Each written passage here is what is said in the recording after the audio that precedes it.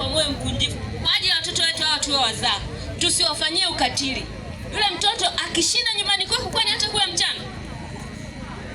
Hata kula.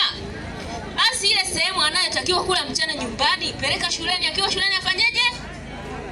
Tuko pamoja. Peleka shuleni. Kiasi kidogo kichanganya na wenzia, tisi aanze kunywa uji. Tukiendelea vizuri, kiwezekana watoto wapate chakula, wapate wali, wapate supu kabisa shuleni. Si ndio? Watoto wetu wale. Watoto wetu? Kwa hiyo naomba sana wazazi, watoto wetu tumewaleta duniani, tuwapende, tuwapelekee chakula shuleni, watoto wasome kwa alamu starehe. Usije kusema mimi sikusoma na kula.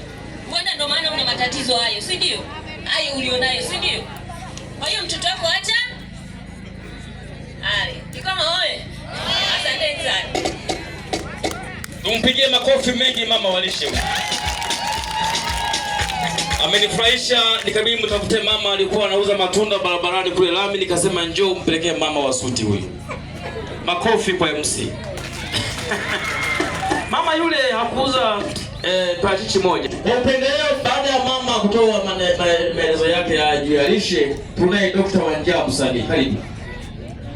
Dr. Wanja, karibu. Yani unamaliza kutoa elimu lakini tumuita Dr. Wanja. Dr. Wanja, tafadhali kimbia. Haraka sana Dr. Wanja. Dr. Wanja huyu.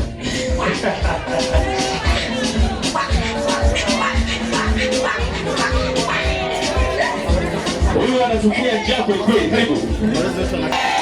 Bado sijaona furaha za wananchi wa Kikoma. Na ufahamu Kikoma ulivyo na tabasamu. Kikoma wewe! Nione mikono juu yote, tumshangilie rais wetu Samia Suluhu Hassan. Samia wewe! Ezra John Chowesa, mbunge wetu safi. Diwani wetu wa kata Rusaunga Amosi Madibu wa juu. Viongozi wetu wa chama na serikali.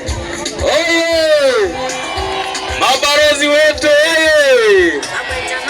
Shikamoo barozi.